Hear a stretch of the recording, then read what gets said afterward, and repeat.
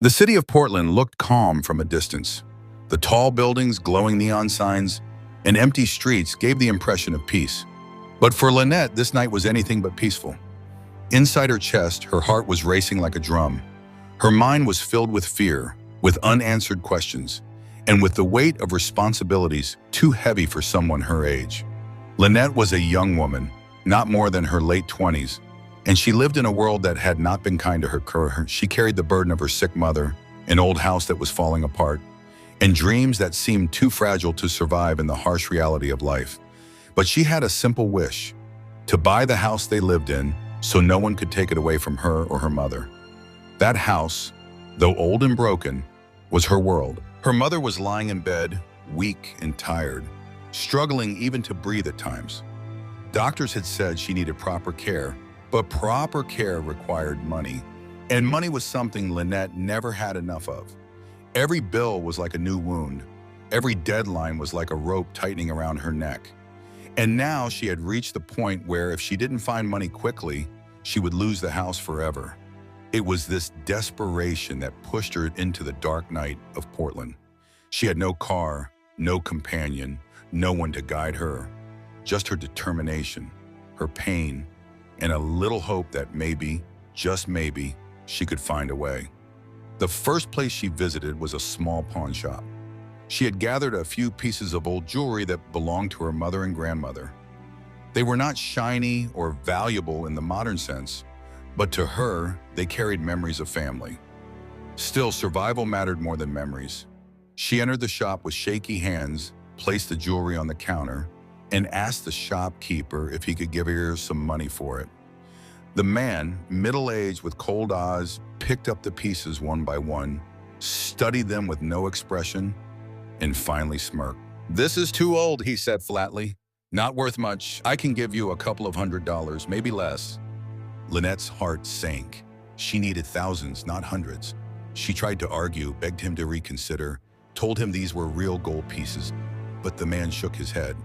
"This is all I can do. Take it or leave it." For a moment, she felt her throat tighten. Her mother's bracelets, her grandmother's rings, how could they be reduced to just a couple of hundred? But she had no choice. With trembling hands, she pushed the jewelry back toward him and whispered, "No, I can't sell them for that." And she walked out, empty-handed. Her next step was to reach out to people she thought might lend her money. She called an old friend, but the phone went straight to voicemail. She knocked on the door of a distant relative, but they made excuses, saying they had their own bills to pay. At one point, she sat across from a man she knew from her past, someone who used to admire her, and explained her situation. The man leaned closer and said, "Money is never free. If you want me to help, you'll have to give me something in return." The look in his eyes made his meaning clear. He wasn't offering help. He was offering a deal that would cost Lynette her dignity. Her stomach turned, and she stood up immediately. Without saying a word, she left. The night air felt colder than before, but her decision was firm. She would never sell herself for survival. Hours passed, but solutions did not come. She walked through the streets, hearing only the echo of her own footsteps. Her shoes felt heavy, her body was tired, but what hurt the most was the weight in her chest, the feeling that the world didn't care whether she lived or died. She sat down on a bench under a broken streetlight. The silence was deafening. Tears filled her eyes, and for a moment, she let them fall.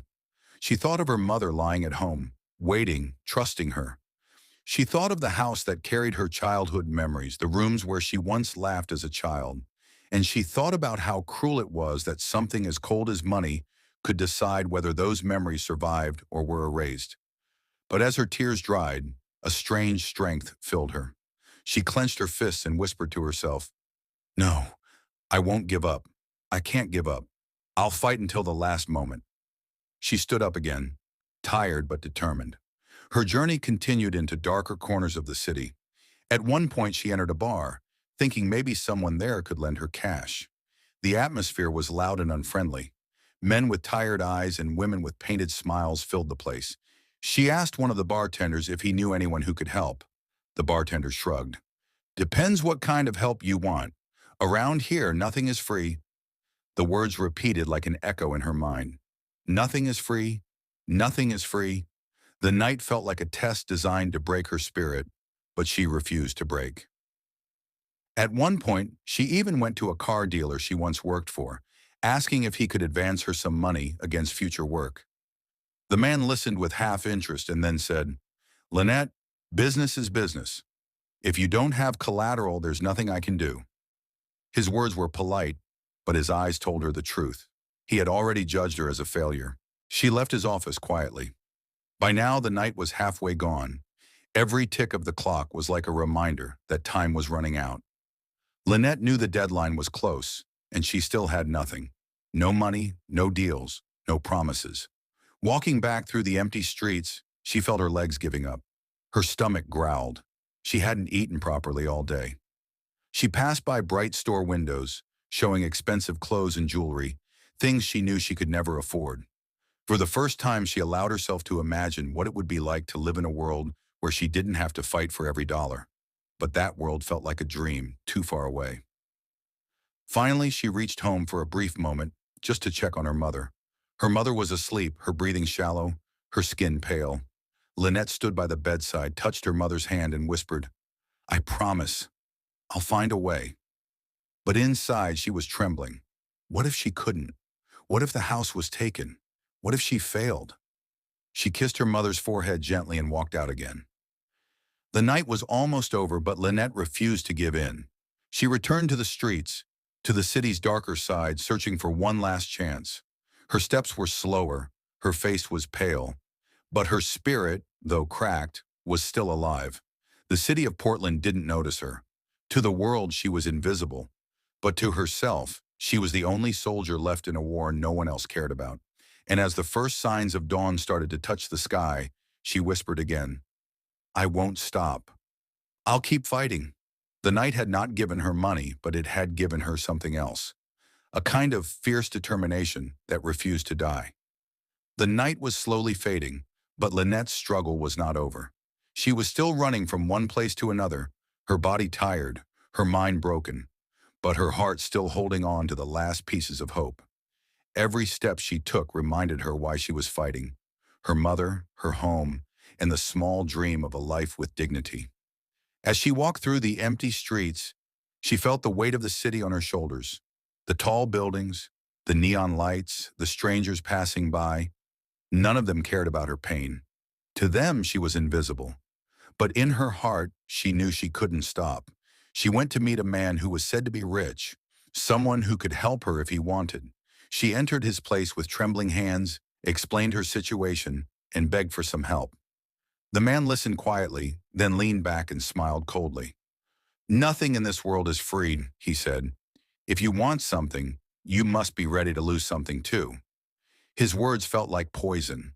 Lynette realized that the city was full of people like him, people who only thought about money, never about humanity. She walked away, her eyes filled with tears, but her heart still strong. Hours passed. The night became colder. Lynette's body started to give up, but her mind forced her to keep moving. She thought about all the sacrifices she had made and how her mother was waiting for her at home. That thought gave her power again. She tried everything: selling small things, asking for loans, speaking to people she once trusted, but everywhere she only found disappointment. It was as if the whole world had closed its doors on her. But when the darkest hour came, Lynette finally discovered something inside herself. She realized that strength doesn't always come from money or people. Sometimes it comes from the fire burning inside your own heart. And that night, her fire was still alive. She stood under a streetlight, looked at the sky, and whispered, "I will not give up. I will fight for my life, for my mother, and for my home. Even if the whole world turns against me, I will not stop." The sky was still dark, but the first hint of dawn appeared in the distance. For Lynette, it was a sign, proof that after every night, no matter how long or painful, the morning always comes. And with that morning comes a new chance, a new hope. Lynette started walking back home, not with money in her hand, but with courage in her heart. She didn't know what would happen next, but she knew one thing: she was ready to face it. And that's where her story leaves us. A reminder that no matter how dark the night may be, hope is never lost. If you enjoyed this story and want to hear more powerful movie explanations, don't forget to like, comment, and subscribe to the channel. Your support gives us the strength to bring more stories to you. See you soon in the next video.